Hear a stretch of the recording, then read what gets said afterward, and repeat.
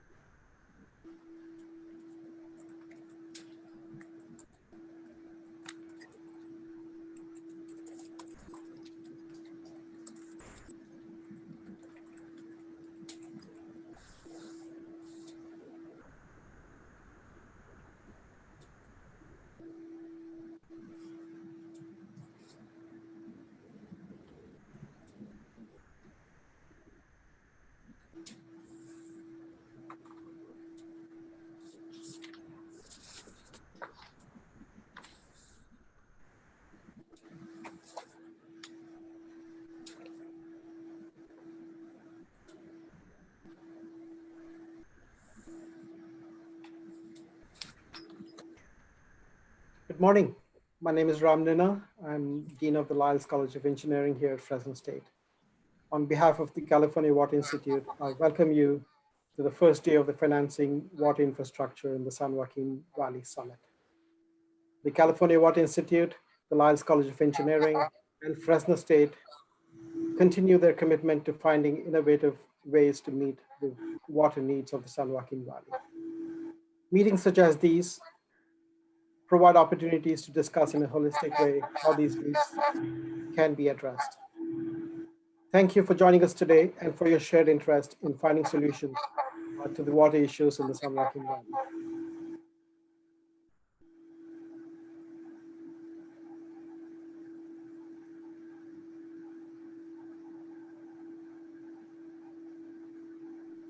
Thank you, Dean Nunna, for welcoming us to today's event. Good morning. I'm Cordie Qualle, Interim Director of CWI. In a few minutes, Flora Ramos will provide an overview of the event. Before she does, on behalf of myself and the CWI staff, Flora, Tim, and Kaylee, we are happy to see all of you participating today. I hope that you will be with us tomorrow and Thursday as well. Staff, together with the former director, Thomas Gueda, have worked hard to put on this summit. We hope that you find it instructional, inspiring, and enabling. Laura, please take over and tell us about today's logistics and introduce the speakers. Thank you, Cordie, and thank you everyone for joining us this morning. Agriculturally dependent San Joaquin Valley stand to lose ag production due to aging and worn out infrastructure, implementation of regulations, and forecasted impacts of climate change conditions.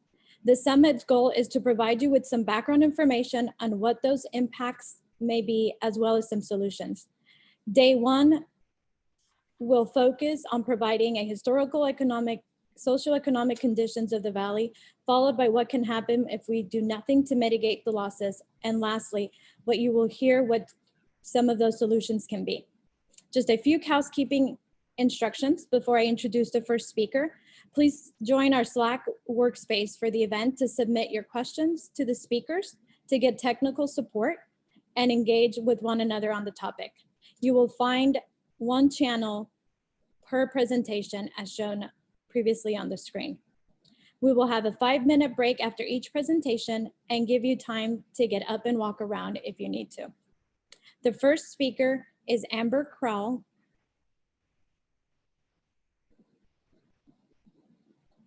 Amber is an assistant professor of sociology at California State University, Fresno. She studies residential segregation, housing, and social inequality.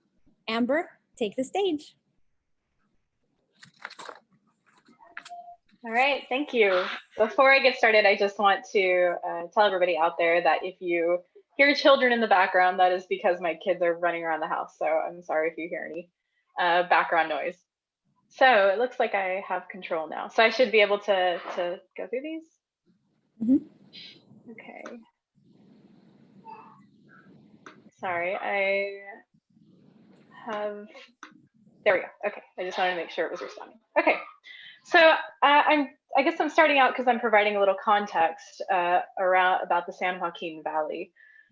So what I'm going to be talking about is more the socio-economic and demographic characteristics of the valley and how they've changed over time, and why these are important things to consider as we're thinking through strategies for renewing the infrastructure, the water infrastructure of the valley. Okay. Sorry, I'm just waiting for the slide to change.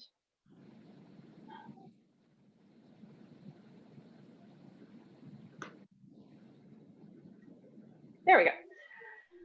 So as many viewers probably know, right, the San Joaquin Valley is unique in many ways in the country and in the state of California as well. We know that the San Joaquin Valley is the primary producer of food for the nation, which is something that is a major source of pride for our region, but it's also a region with a lot of social and economic challenges.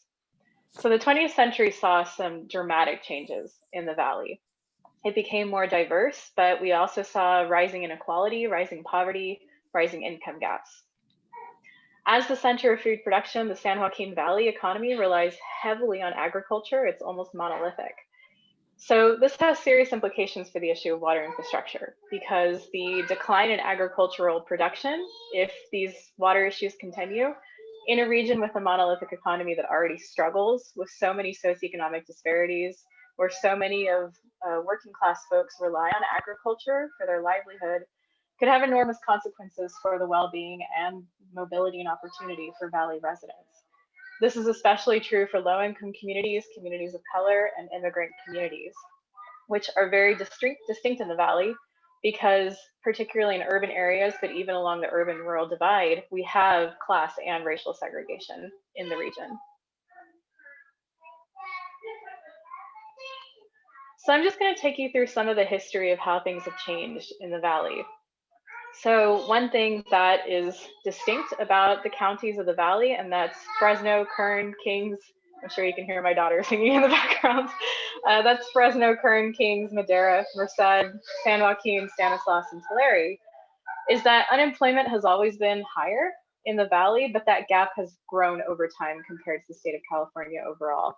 So the thick black line in the graph is all California, and then the individual different color lines are the counties of the Valley. So the unemployment rate has stayed consistently higher than in the state overall, and that was made worse by the economic crisis of 2007, 2008. And we had started to recover. 2019 reported the lowest unemployment rates since before the recession, but we now have to consider how COVID is affecting the region.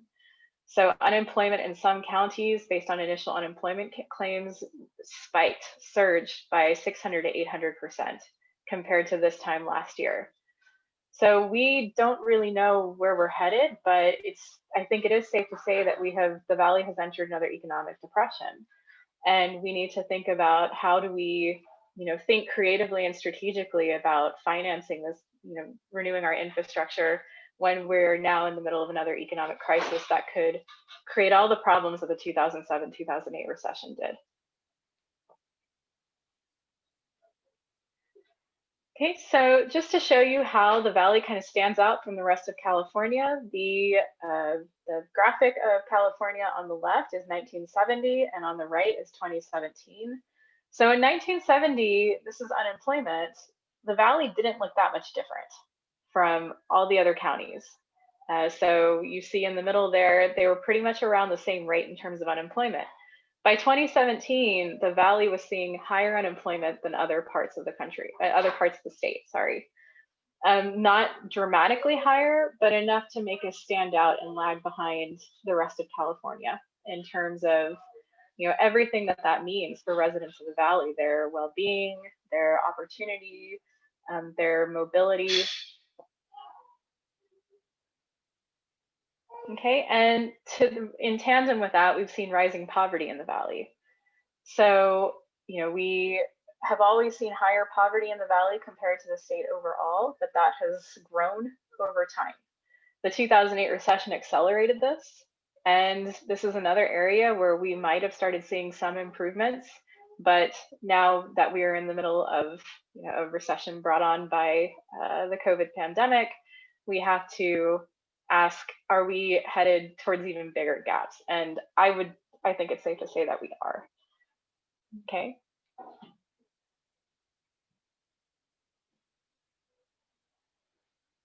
So when we were looking at unemployment, the Valley stood out quite distinctly in 2017, but not in 1970. When it comes to poverty, the Valley has always stood out. So in 1970, which is the graphic on the left, the Valley has had slightly higher poverty than in the Bay Area and in Southern California. And then that got worse in 2017, particularly in Fresno and Tulare, which you see really pop out by 2017, higher rates of poverty. So this just kind of graphically represents when I say that we're unique, this is one of the ways that we are unique, is our socioeconomic conditions are a little more challenging here than in the rest of the state. Okay, so this was a graphic that was actually created by the Water Institute, and it looks like it's freezing up again. Let me see if I can get it to, whoop. Sometimes there is a lag. There we go. So just kind of demonstrate how we're moving away from the rest of the state in terms of our poverty rate. You can see that gap has grown over time. Even during that post-recession recovery period, our poverty rate has continued to slightly increase while the state overall has recovered or begun recovering, you could say. Another thing that has changed quite a bit in the Valley is the racial and ethnic demographics of our region. So in California overall, it was not that diverse of a state. It was diverse, but in terms of compared to where we are now, we've come a long way. We've changed a lot. So you can see in every county in California, percent white, which is what you are looking at in that graph there, was quite high. And then over time, up to 2017, you've seen percent white go down, and that is because other groups have become a much larger share of the population in California. And this is where the Valley actually tracks with the state overall, quite in very similar ways.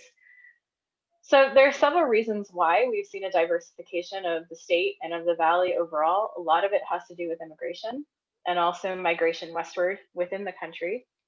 And we can attribute most of the diversification to the growth of the Latinx population.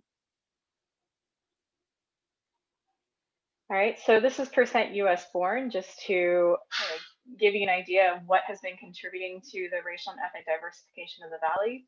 So percent US born was quite high in 1970, right, around 90 to 95% between that for California and the Valley overall.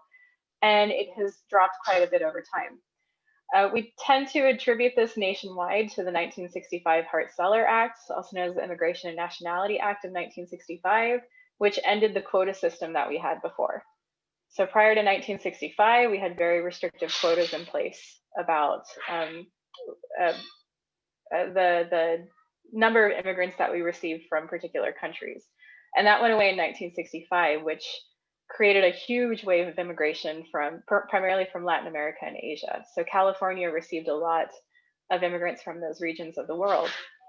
The largest share of immigrants in recent decades has been from Mexico, but the Valley has also received a significant number of immigrants from Southeast Asia. Fresno in particular is one of the top receiving places for refugees.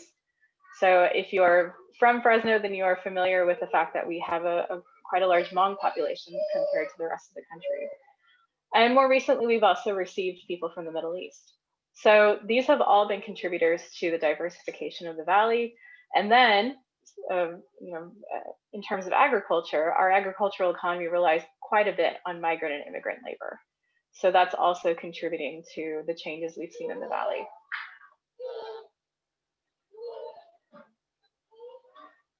Okay, so you can see over time, the graphic on the left is 1980. So in 1980, the Valley was more diverse than the rest of the state. So the lighter green, the lower percent white, the lower percent white in the county. So compared to Northern California and the Central Coast, we have been quite a bit more diverse. And then over time, you see by 2017, which is the graphic on the right, percent white across the Valley is between 20 and 40%, compared to other parts of the state, which have also diversified, but not as much as here. So the Central California, the Central Valley has been most affected by the changing demographics of the state. And the reason why this is relevant for what we're talking about is because what we've seen over time, and a point I'm going to try to drive home, is that these socioeconomic challenges that we face in the Valley are felt most distinctly by communities of color and immigrant communities. So when we're thinking about what does this mean for the population, it doesn't mean the same thing for everybody equally. In a region of the country of the state where we also have quite distinct racial inequality, those things are going to intersect.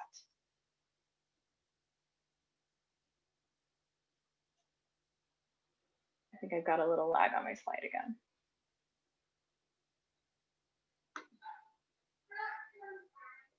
Okay.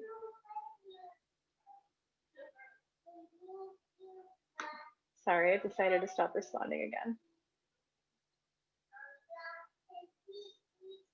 There we go. Okay. So to go along with all of this, in terms of educational attainment, which has implications for the labor force of the Valley and the skill sets that our labor force carries. In the state overall, which is that thick black line, we've seen college graduation rates go up quite a bit. And that has a lot to do with the expansion of public higher education in the state. There were heavy investments in the public university systems, and that had mostly a beneficial effect for the state But for the Valley, while we've also seen educational attainment go up, we're seeing more college graduates in the Valley, we lag quite a bit behind.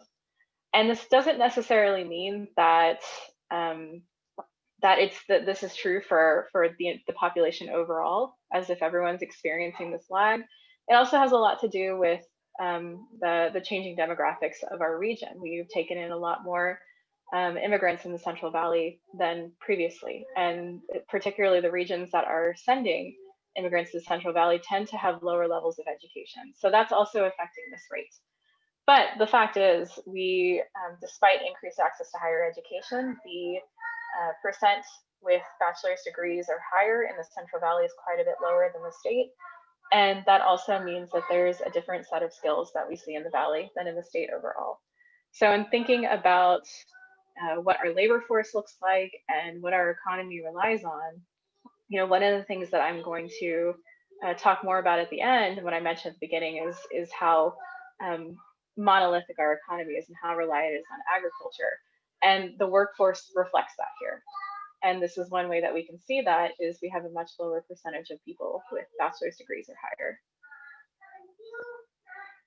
Okay, so over time, this is California in 1970 on the left, and then 2017 on the right. In 1970, college graduation rates were quite low, anywhere from 0 to 20% in the state overall. So Fresno actually looked a lot like some of the coastal areas of California, because we have an institution of higher education in Fresno. By 2017, there's way more diversity in terms of where we are with our college educated population. The Bay Area changed dramatically. This has a lot to do with the tech boom there, which drew in a lot of highly educated individuals to the region. And the coastal Southern California saw a massive rise in the percentage of people with college degrees there too. And we saw changes in the Valley, right? So college education, the college educated population has gone up, but it's lagged compared to the other urban areas in the state, and some rural parts of the state as well.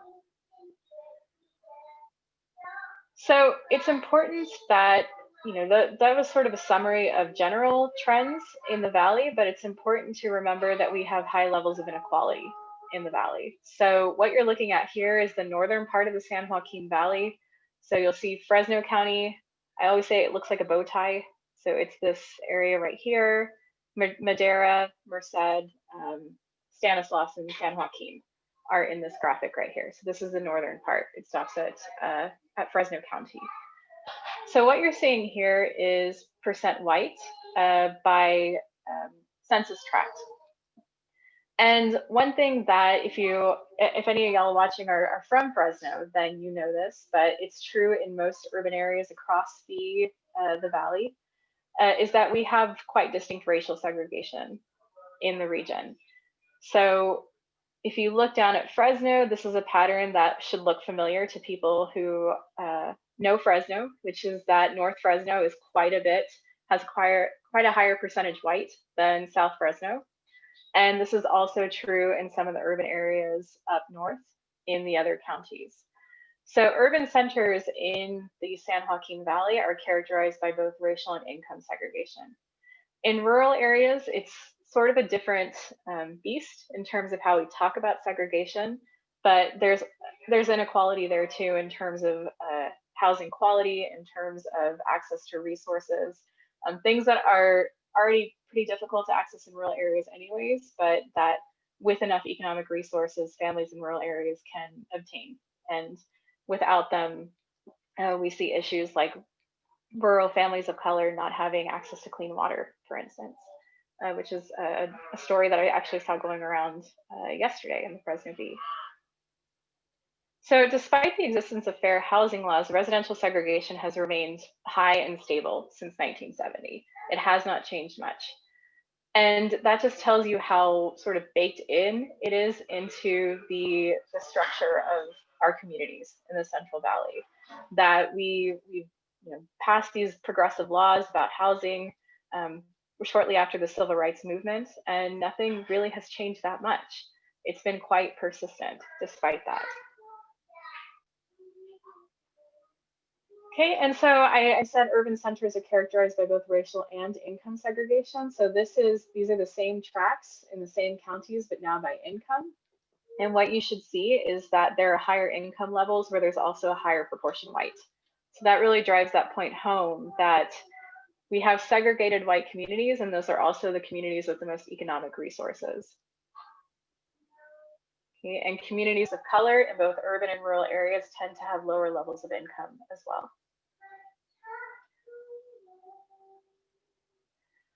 And finally, this is something that I mentioned in the beginning, but now I'll show it to you graphically. The Valley has quite a bit of industrial reliance on agriculture, which means the labor force relies heavily on agriculture in the region. So compared to the state overall, our economy and labor force are much more heavily dependent on ag, and this is especially true in Tulare, Kings, Fresno, and Kern counties. So it's a complicated picture of the situation that we're in. And I would say that we're in quite a vulnerable situation because we have mostly low income working class folks relying on agriculture. And we've now entered an economic crisis. So we have to think really creatively about how to finance these changes that need to be made in a way that doesn't exacerbate the situation that we're in.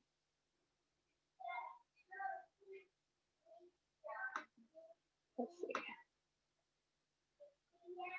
I've got another lag here, so just, oh, there we go. Okay, and this is just another way of seeing how our reliance on agriculture is just so much greater than the state overall. There's it's quite a bit higher here in the Valley. So in the report that I wrote on the socioeconomic and demographic conditions of the Valley, there were certain priority areas that I identified. The first is housing inequality. So what usually comes with residential segregation is also disparities in housing, because once you have race and class segregation in place, what we tend to see is resources mostly getting funneled to the areas with more resources already. So what that means is that we have communities that are not only dealing with higher levels of poverty and are more likely to be communities of color, but they're also suffering from a shortage of affordable, decent housing. So when I say affordable, you can find places where rent is lower, but that doesn't necessarily mean that the housing is decent or safe. Okay, so while the Valley is known for its lower cost of living, which is actually bringing in people from the coastal areas in search of lower rents, we also have lower incomes and higher poverty, which means that being able to afford the median rent of the home is still unattainable for many. So in thinking about financing strategies, we have to think about the severe shortage in affordable, decent housing that we have and how we can incorporate that into our strategy. Another area, an area of prioritization is education and diversifying the workforce. So one thing that was quite distinct about the data that I analyzed is the way that we lag in terms of educational attainment. So an overarching problem for the Valley is that it has such a heavy dependence on agriculture. Agriculture is integral to our economy, but we have to diversify our economy so that we are not so vulnerable. A monolithic economy means that if, we say, as is forecasted, agricultural production goes down, the Valley is going to be hurt by it overall, and certain communities will be hurt even worse. So it's important to invest in higher education to diversify the skills of Valley residents. We have some wonderful institutions in the Valley that are doing that work. We need to do more of it and really invest in higher ed and the pipelines to higher education, which means it has to start in K-12. And we need to create opportunities for them to apply their skill sets in the Valley so that they're not taking their education and leaving the Valley. So we also need to create the opportunities for them to invest their education here. Finally, one thing that is an ongoing problem for the Valley is environment and health. So the San Joaquin Valley is notorious for its air pollution. It's affecting most residents, but especially low-income communities and communities of color who are segregated into areas where they're exposed to heavier concentrations of pollutants. This is certain rural communities. It's also communities along the freeways. So if you map out life expectancy, say in Fresno, you see that low-income communities along the 99 live about 15 years less than wealthy white communities in Northeast Fresno and Clovis, which is a massive disparity when you think about how long we live, right? 15 years is a lot. So this is something that we really need to, as we're thinking about, restructuring our infrastructure, thinking about how to make our environments healthier, make our communities healthier. So air pollution is one thing, but when it comes to water, we also know that access to quality, safe water remains woefully disparate. So low-income urban communities are exposed to higher levels of lead, and rural communities sometimes can't even rely on safe and clean water. So this is something that we need to think about is how are we going to, in thinking about renewing water infrastructure, how are we going to make sure that safe, clean water is something that everybody has access to? Because everybody has a right to access clean water. So renewed infrastructure must prioritize reducing air pollution and increasing access to clean and safe water. Okay, and just to do a little housekeeping here, the data sources for this analysis came from the Decennial Census and Long-Form Summary files, as well as the American Community Survey 5-year estimates, and the SHAPE files came from the Minnesota Population Center. Well, thank you so much. Thank you, Amber. And thank you for those submitting questions and comments on Slack. There was one, Amber, that asked, and I think you went over it, but correct me if I'm wrong. They asked if there was a correlation in population growth between the Valley versus the rest of the state. Do you think we're growing a bit faster than the rest of the state, or do you think it's about the same? It's certainly in tandem. I don't know that we're growing faster. That's something I would have to go back and look at. But we are growing. We're growing quite significantly. And that'll be, I think, especially true as we continue to see people leaving coastal areas. So it's not all natural growth, so fertility and whatnot. It's also people migrating inwards into the Central Valley to get away from unaffordable cost of living. So we're definitely going to continue growing and diversifying as well. So speaking of the diversification, another comment was, so you mentioned the lower education rate and the correlation with ag, but it seems like there's all of these supporting industries that are a little more educated. So if ag is affected, it doesn't just affect those lower income, lower educated, but some of the higher end ones as well that support agriculture. For sure, it will. And this is where, thinking about the disparities and where different communities are and different sectors of the labor force are important to keep in mind, because, we're currently being affected by this crisis, right? That's what a depression does. It mostly affects everybody. But there are certain communities that will be less resilient to changes and to that loss of opportunity if ag is affected the way that we think it's going to be. So, kind of the point of the presentation was of this research was to show that there are certain communities that are going to need more support to survive the changes. So thank you very much, Amber. I don't see any other questions for now, but I'd like to encourage everyone to continue the conversation and asking questions on the Slack account. Next, we will have Dave Sunding that will speak specifically about some of the effects that the lack of water or restrictions on water will have. For now, we'll take a short 5-minute break. We will be back, well, probably 10 minutes just to keep us on track. We will be back here at 10:40, but in the meantime, please have the conversation. Please check out Amber's document and publication that she put on our website. The link will be in the Slack account. As you can tell from the screen, we have a designated channel for each one of the presentations. So I'd like to encourage you once more to have a conversation there, and we will see you shortly.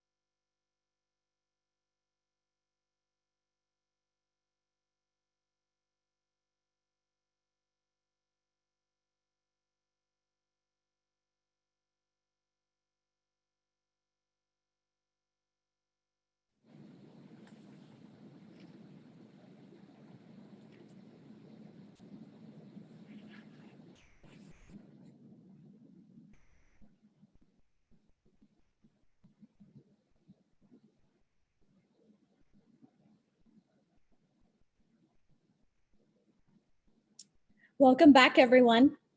Just to let you know, videos and PowerPoints will be available on our website later on this week. Thank you for sticking with us. Next, we have Dr. Sunding from the Brattle Group. He'll provide us an overview of what the economic impacts to the valley will be if ag production has to be reduced due to water restrictions. Dr. Sunding has conducted expert analysis in a wide range of industries, including agricultural, paper, forest production, metals, mining, oils and gas, utility, and waste. In addition to some of his experience, he's also a tenured professor at the University of California in Berkeley since the year 2000. I like to encourage everyone to follow along, as well as submit any questions on the Slack channel, as well as get a copy to the link of his a report that he wrote that is related to the presentation he will provide today. David, the stage is yours. Okay, thank you, Laura. Can I share my screen here?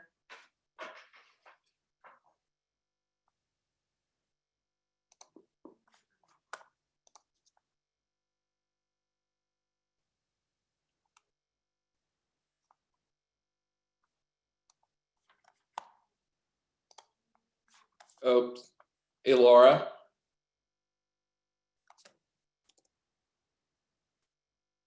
Oh, okay.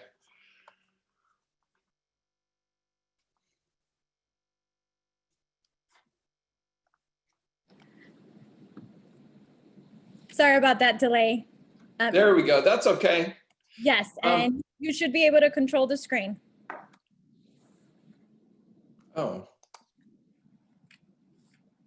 Oh yeah, look at that. Okay, thank you. Yeah, and thanks everybody for listening in. I wish we could all be together in person, but this is our new life these days. So what I'd like to talk to you about for the 20 minutes or so that I have is what we might expect in terms of economic impacts from water scarcity in the San Joaquin Valley.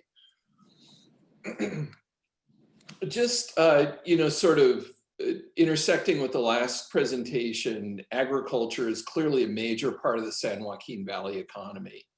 And so one might expect that limitations on water availability that impact agriculture could well spill over into the broader economy in the San Joaquin Valley, and that definitely turns out to be the case. In the whole San Joaquin Valley, there's about 4.4 million acres in crop production. Now, I should note this does not include land that's used for grazing or production of livestock. This is just growing crops. And that 4.4 million acres accounts for about just a little over 20 billion in crop sales. Again, you might have seen larger numbers for economic output for all of California agriculture. And San Joaquin Valley is only one part of the total, and crops are only one part of agriculture. So just to nest that in some larger numbers. And in agriculture in the San Joaquin Valley, there's currently direct employment of about 165,000 individuals. And that is everything from the farm proprietor down to individuals who are engaged in harvest work or irrigation or pest management, a whole number of activities. And this 165,000, that is an FTE equivalent. So that's an annual FTE equivalent. And of course, in California, unlike say Iowa or Eastern Nebraska or Minnesota, where they have plenty of rain in the summertime, agriculture in the San Joaquin Valley is driven really primarily by irrigation and the availability of an agricultural water supply. So there are three main sources of water for farming in the valley. Water that's imported from the Delta, primarily through the Central Valley Project and the State Water Project.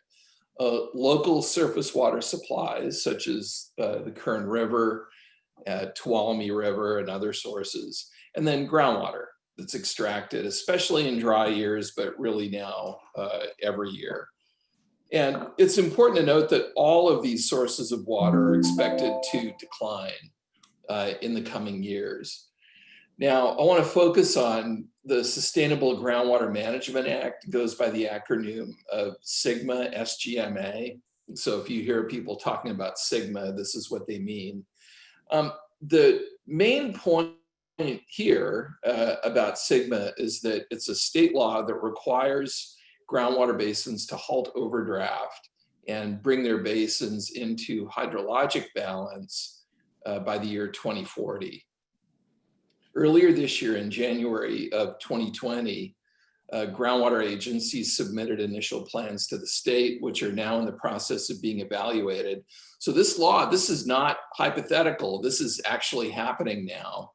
And we're in the implementation phase.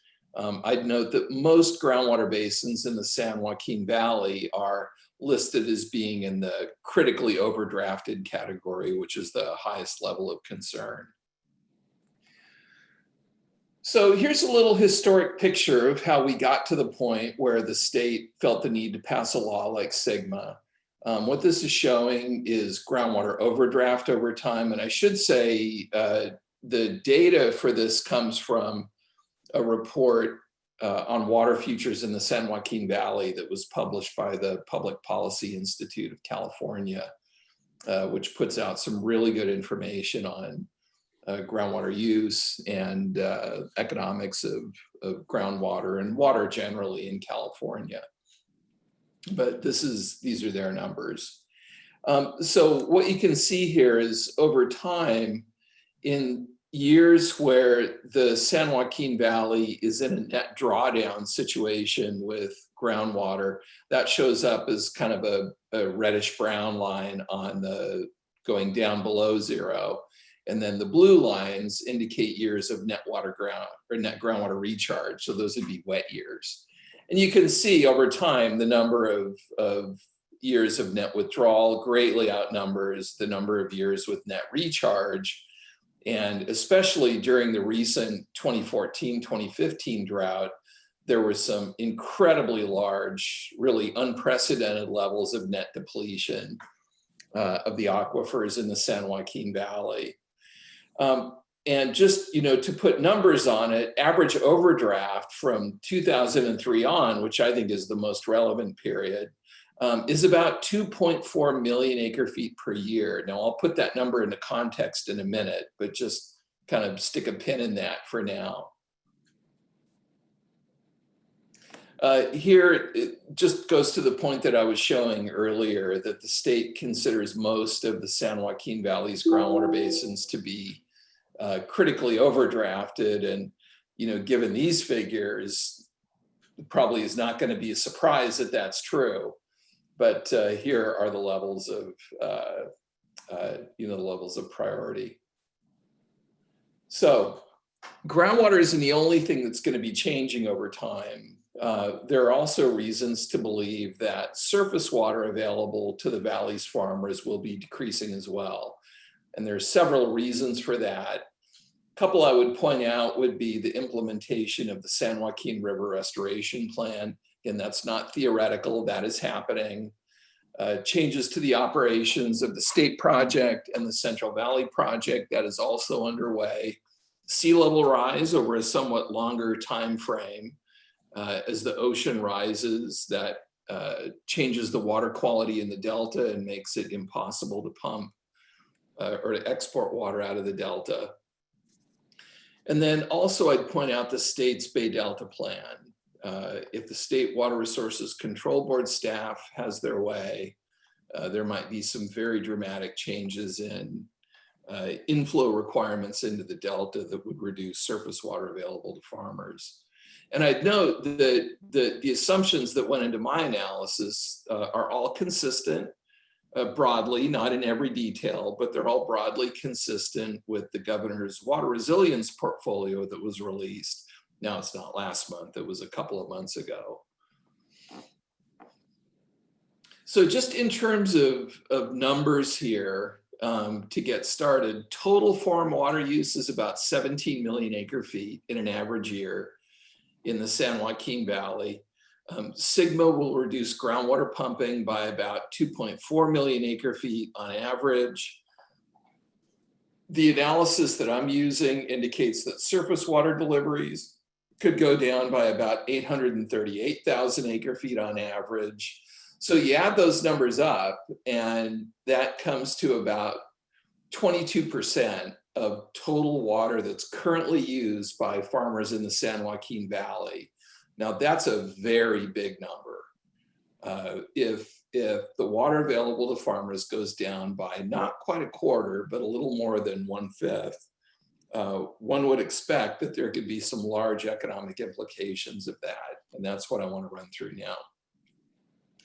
I'm going to skip over this just because we only have a few minutes.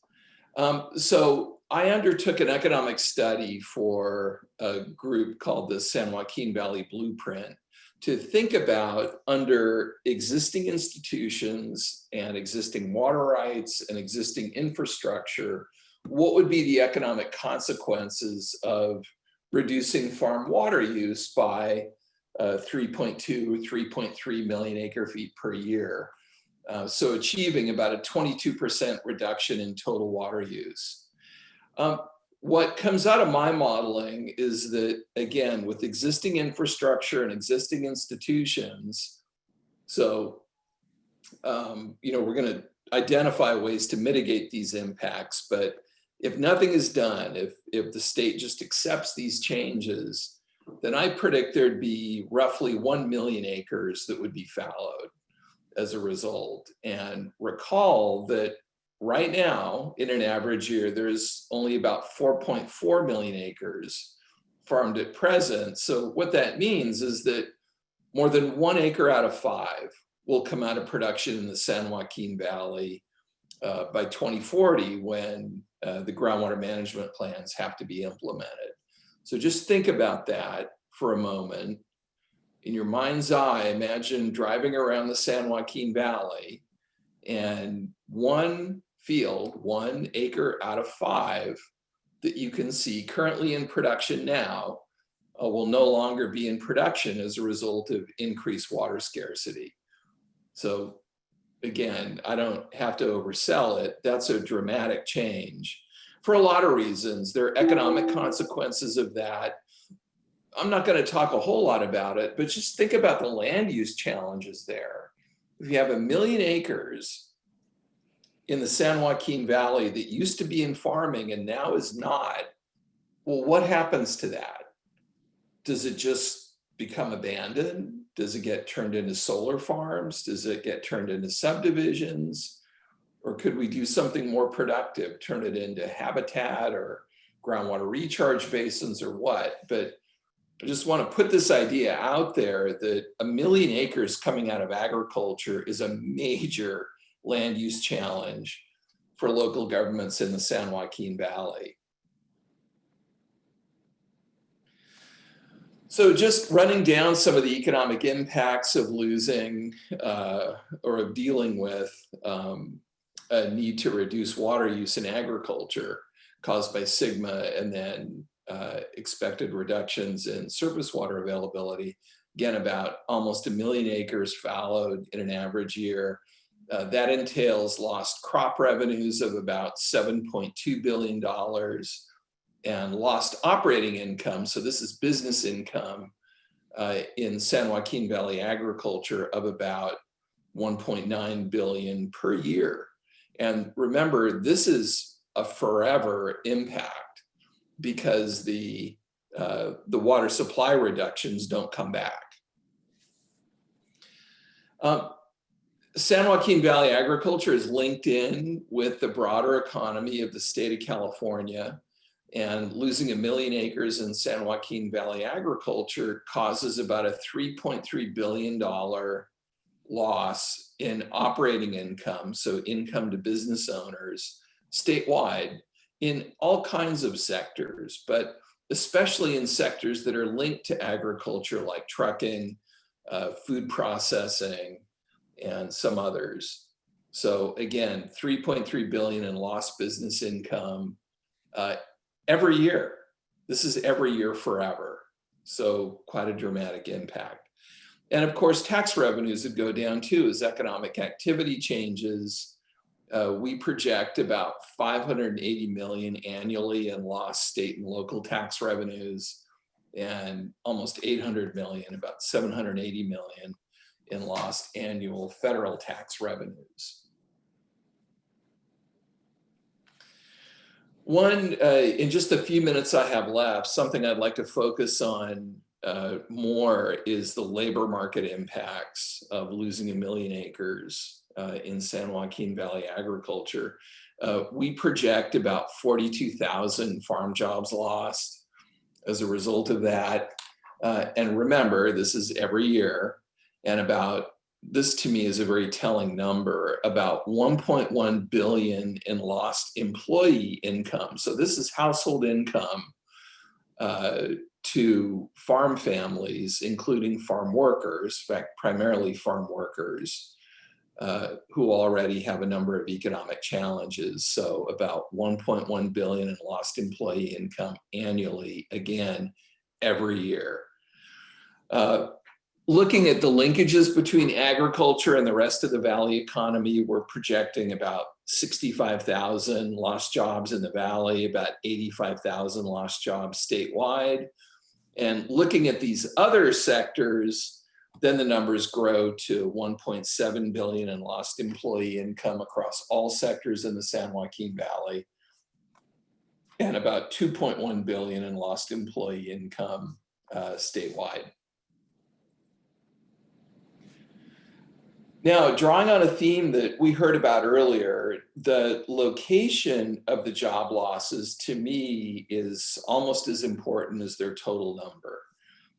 Because what we're seeing in the research that we're doing is that the jobs that are expected to be lost as a result of water scarcity fall primarily in the lowest income communities in the San Joaquin Valley. And it is amazing to note right now that there are certain communities, or technically census tracts that we use for a lot of socioeconomic analysis, where 3/4 of families currently, even under current conditions, are under the state poverty line, which is set at about twice the federal poverty line. So just think of that. There are communities right now that tend to be communities where farm workers predominate in terms of the labor force, where already about 3/4 of the families are under the poverty line. And what's unfortunate is that the impacts of water scarcity fall squarely on those communities. And what I've plotted out here is the location. I'm showing census tracts that are expected to have the largest number of job losses. The ones that are in dark blue are job losses of over 1,000 jobs per census tract, and in some it's even more than that. And I should say that we did this analysis using the state's new environmental justice screening tool, which is used to evaluate the environmental justice impacts of policy changes. Here, we applied it not to like the siting of an oil refinery, but to water policy changes, which is the first time that I know of that someone has done that. So again, this is a really unfortunate alignment here, that the impacts of water scarcity will fall disproportionately on the Valley's poorest communities, for the simple reason that those are the communities that tend to have the highest proportion of farm workers. And I'd note that there are some census tracts that would lose more than 1/4 of all jobs as a result of this increased water scarcity. So that's, to me, a daunting statistics. So the next phase of our research is to understand the economics of measures to mitigate some of these impacts. I said it before and I'll emphasize it again. The impacts that I've described so far, they assume existing infrastructure existing institutions, existing water rights. So it's natural then to ask, okay, if increased water scarcity is going to produce unacceptable economic impacts, given all of those things, well, what can we change to try to bring the impacts down to a manageable level? And we're looking at a number of different options. We're looking at some strategies to increase groundwater recharge, ways to manage land fallowing to achieve better economic outcomes, some water trading, establishment of markets among water users to ensure that water goes to the uses that produce the most economic activity. We're looking at some possibilities for more surface water supplies from the Delta and elsewhere through a number of mechanisms, and even some out-of-the-box things like the use of reclaimed water, so municipal wastewater for agriculture, like we're beginning to do in other parts of the state. And I'll leave it at that. I see I'm right at my 20 minutes, and thank you very much for your attention. Thank you, David. Those are some pretty impactful numbers, and based on the conversations going on the Slack channel, people are wowed by how 1 out of 5 acres is just scary. And some of the comments are that fallowing some of the land could also include crop rotation, recharge basins, and resetting of the land just to be used in a more different ways. And it's also that just the considerations of fallowing has to be in more of the, not the permanent crops, but the annual crops that can be changed. So you said that $7 billion a year, and that doesn't come back. So does it mean the second year it's a total of 14, and the third year is a total of 21? And then it continues growing and it doesn't stop, or it's just 7 that we lose and then it just never, we don't recover that? Yeah, it's more the latter. If the number of acres goes down by some amount permanently, then relative to the current situation, the amount of crop revenue would be reduced, but reduced forever. Okay. Thank you. Thank you. And like I said, and what's going on in the Slack, those are pretty scary and pretty impactful numbers. Well, thank you very much for joining us. The link to your report, to your complete report, will be on the Slack channel, and we'll include that also in the PowerPoint that we'll include on our website. And I also, again, want to encourage everybody to visit the Slack and to ask any questions of him, continue the conversation. We'll make sure we share any of those with David as they come in the days to come. And so for now, we have another break, and we will be back at 11:10 with Scott Hamilton. Thank you. Thank you.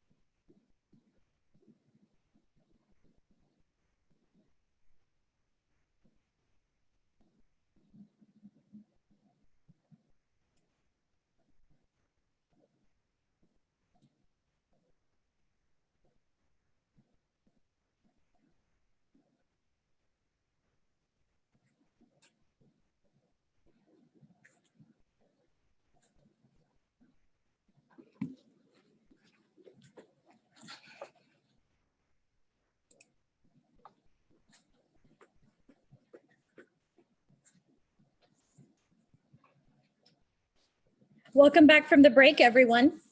From David Sunding, we heard what the economic impact would be if we did nothing. Next, we have Scott Hamilton, who will provide us an overview of what a do something scenario would be, the details of it, as well as any current efforts. Dr. Hamilton earned his PhD in agriculture and resource economics from Oregon State University and has been engaged in water issues in California for over 30 years. He currently serves as co-chair and a technical team within the Collaborative Science and Adaptive Management Program and programs regarding effective and efficiency of management actions intended to protect endangered species. Scott, we will share your PowerPoint and you will have control of the screen in just a second.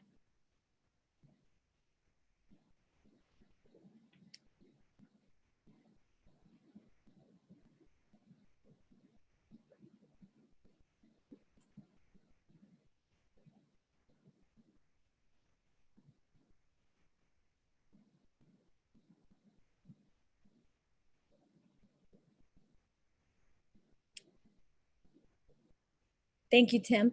Scott, you should be able to control the screen and the stage is yours. Scott, I can't hear you.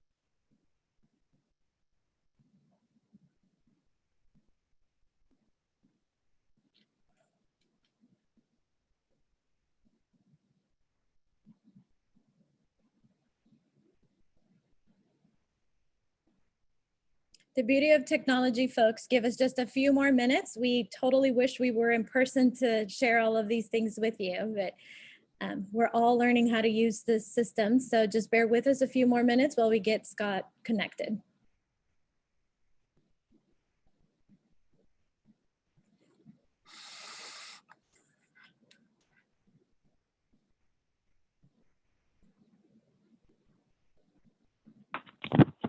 Okay, Laura, can you hear me now? Yes, I hear you. A few more minutes. We totally wish we were in person to share all of these things with you, but we're all learning how to use this system. So just bear with us a few more minutes while we get Scott connected. Okay, Laura, can you hear me now? Okay, excellent. All right, the way my screen's set up is going to be a little bit awkward, but okay, let me see what we can do here. So great job by David setting the stage.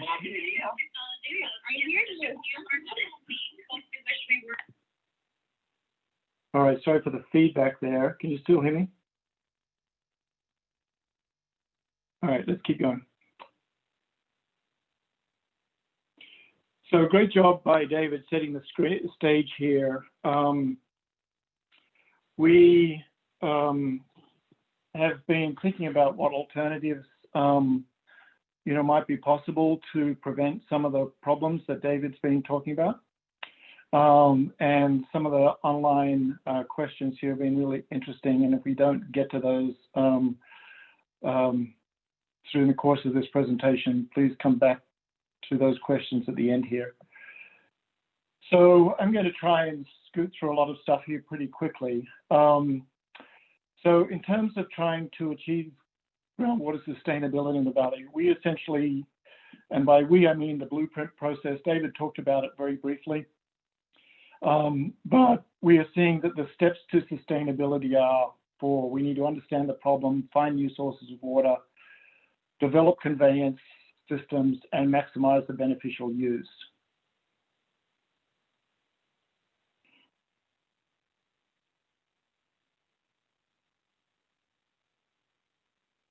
All right, sorry, I'm still getting used to the lag on the screen here. So the blueprint was started off, it was a very sort of creative and innovative effort. Started with a group of folks on the front, but realized that this needed to be a valley-wide effort.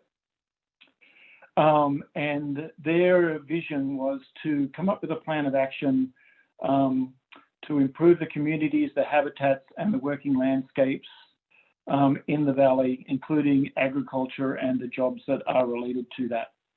So there are three sort of very big parts to the blueprint. One is water supply for agriculture, one is water supply for disadvantaged communities, and the other is a vision for the environmental enhancement of the valley.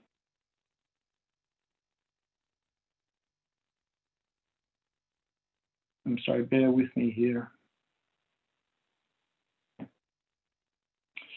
So the first step is to understand the problem. So we did have some information from the groundwater sustainability plans, but we've since been working with groundwater basins, representatives of different groundwater basins, to try and narrow down the range of what we think the shortages are. And you can see them there by sub-basin throughout the valley. But generally, we think we've got a 1.5 to 1.8 million acre foot problem here. That's incredibly large. the whole of the State Water project itself, the current yield by the State Water project, which has got 2 very big reservoirs and very big pumping facilities, on average produces about 2.4 million acre feet, and we're looking for 1.8 million acre feet. So knowing where the problem is and where we need to get the water to, the next problem is where is those sources of water going to come from? Certainly everyone's going to be looking to the local high flows on local streams and rivers. That's just sort of a no-brainer. Everyone will take advantage of those. To the extent that it makes sense to reclaim any water, to do some sort of moderate reverse osmosis or cleanup of that water, people will be doing that too, to it makes sense. If we do all of that, right, we are still essentially, all of those things combined, best case scenario is about 300,000 acre feet. So it still leaves us with a problem of somewhere in the order of 1.2 to 1.5 million acre feet, right? We need some other source of water. And what we're looking for now is flood flows in the delta. So flood flows, right now there are enormous quantities of water that flow out to the ocean during storm events.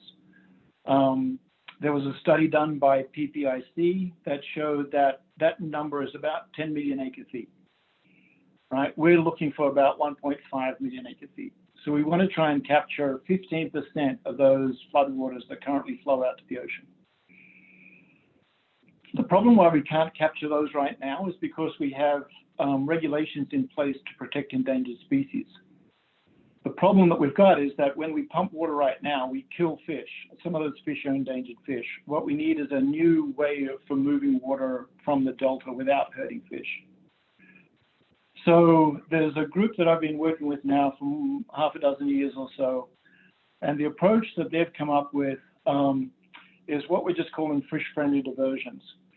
So with fish-friendly diversions, we're taking water out of the bottom of the water column instead of the side of the water column. So imagine a whole bunch of perforated pipes underneath the water body, covered in gravel, and we're taking water from the bottom through the gravel out through these pipes. The reason why this approach works is because all fish have this natural buoyancy. Even larval delta smelt, which are the most sensitive of all of the fish in the delta, have this natural buoyancy where they will just stay in the water column as long as the downward velocities are slow enough. So we've worked with consultants to figure out what those downward velocities are. And we've come up with this sort of a concept. So imagine the perforated pipes are in what we're calling these infiltration beds. They run from the infiltration beds into those collector channels that you can see. And then from the collector channels, then the water gets pumped out to wherever it needs to be. So, for example, that could just feed directly to the state and federal export pumps. So, so here we've got a concept now where we could divert water during storm events without adversely impacting fish.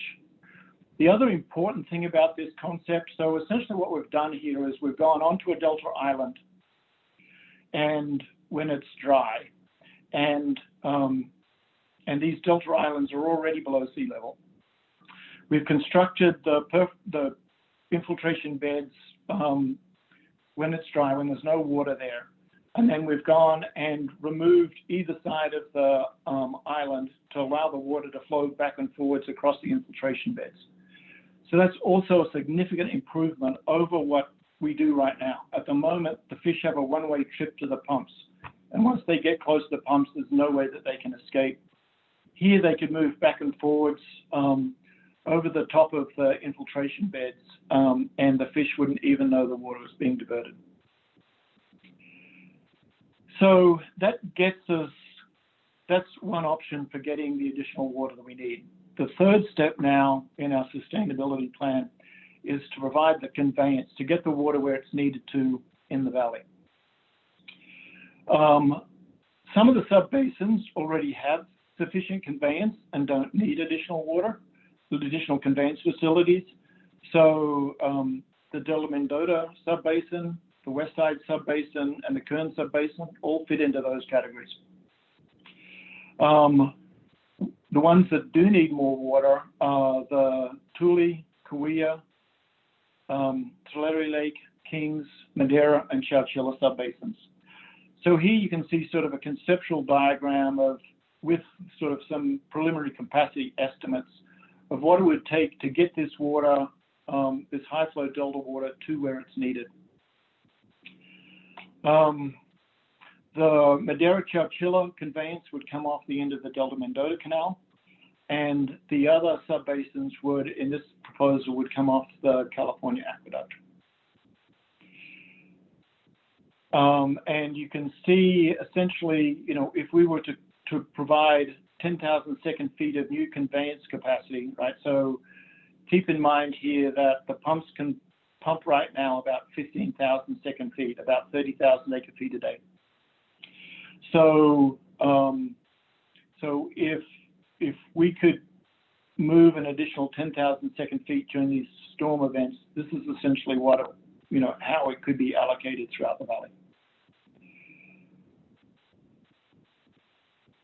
So then the next step is to put this water to beneficial use. And this is what we're proposing here is very different from a conventional irrigation system for agriculture. All of the systems that have been developed in the past have been to deliver surface water directly for irrigation. Here we've already got a huge natural underground reservoir, essentially, right? We just have to make sure that it's got enough water so that the farmers can continue to pump the water of the basin using the wells that they've already got. So this is very much just how do we achieve groundwater sustainability. And that essentially just comes down to increasing our recharge capacity. And that could happen through a variety of means. We could either build new recharge ponds like you can see on the slide right now. They can also double as wetlands. We could be running water down dry creek beds and restoring riparian habitat. We could be putting water on row crop land during the wintertime when it's fallow. And DWR is promoting that option through their floodmart program. Westlands and a few other districts are looking at deep well injection. And then Semi-Tropic and some other districts are looking at a deep subsurface recharge system where you put perforated pipes down between the middle of orchard rows, but about 10 to 12 feet deep, so it's not interfering with the health of the crop.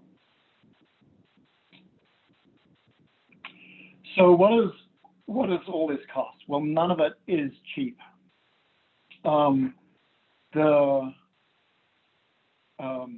The fish friend diversions in the Delta, we're probably looking at about $2.4 billion. For the Madeira Chowchilla conveyance, we're probably looking at about $1.3 billion.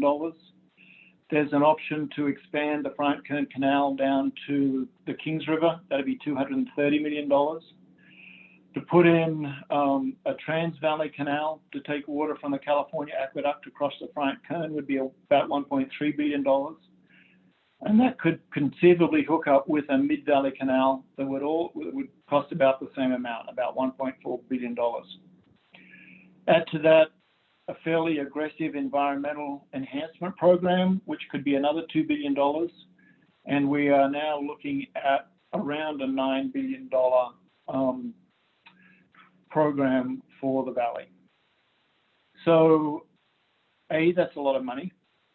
B, it's going to be extremely difficult to do because it's going to require a lot of permits and a lot of rethinking on the way that we manage water within the Central Valley.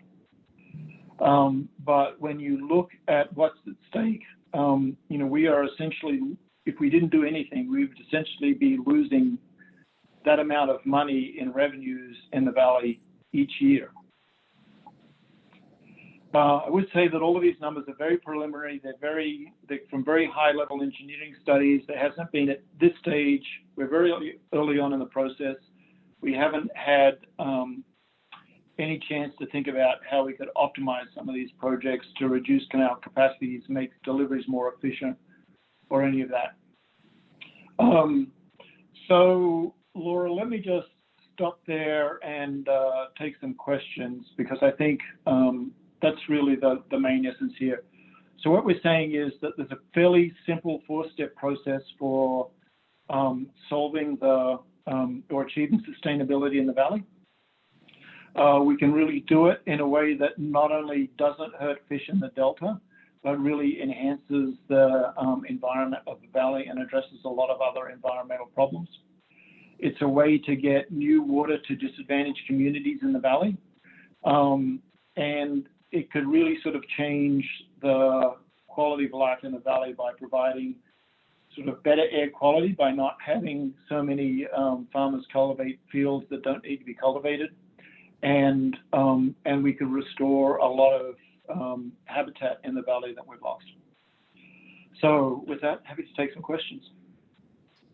Thank you, Scott. That seems like a very comprehensive plan that addresses a variety of issues.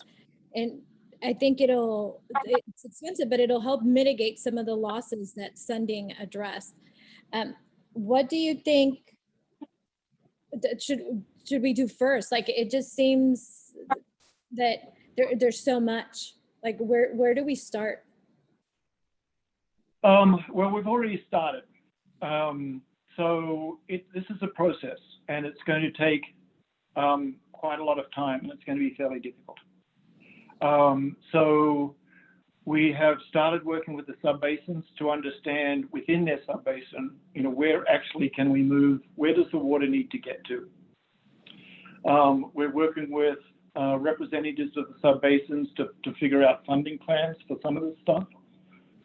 But that's really just funding for the planning studies right now.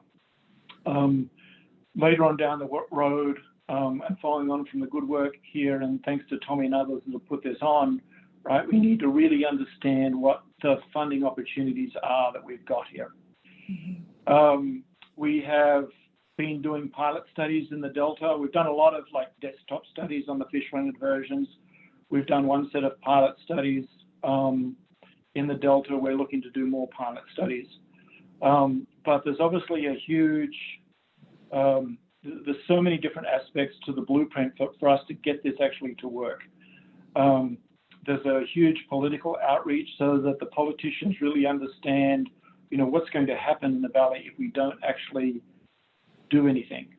And we also need to get that message out to the farmers and to the disadvantaged communities, and essentially also to environmental organizations. We're really trying to wrap a lot of the visions, obviously a lot of the environmentalists have been thinking about what we can do in the valley, and we're trying to fold their plans into this sort of umbrella plan for the valley. So a lot of it's already started. It's the question of how we keep that momentum going. Mm-hmm. And really getting the word out, letting people know that there is an opportunity here, but it's not going to be easy. It's one of the most difficult things is getting that new water out of the Delta. And there are a lot of people that just don't want to see that happen. But at the end of the day, it's a question about, okay, do we take 15% of the flood water, or do we lose, essentially 20% of the farmland in the valley? And at the end of the day, I'm hoping that we're going to have some very sensible heads sort of making that decision. Mm-hmm. Thank you, Scott. I'd like to encourage everyone to continue the conversation and continue asking questions on the Slack workspace, and we'll make sure we share those with Scott. Scott, thank you so much for that very comprehensive presentation, and I really like that you could see all of the water interest addressed in that presentation, and it's very evenly spread out. Thanks, Laura. Thank you, Scott. Cordie?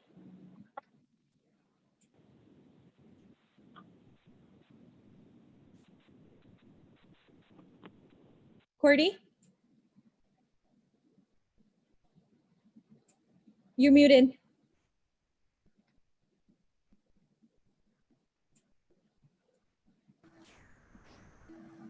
Okay, thank you everyone for joining CWI on the first day of this funding water infrastructure in the San Joaquin Valley Summit. Today's presentations have been recorded and will be available at CWI's YouTube channel later today. Go to YouTube and search under California Water Institute for the recordings. Please join us tomorrow for presentations on more solutions to this pressing problem and next steps in this effort. We encourage you to continue to engage, as Laura said, with each other using the Slack workspace. See you tomorrow.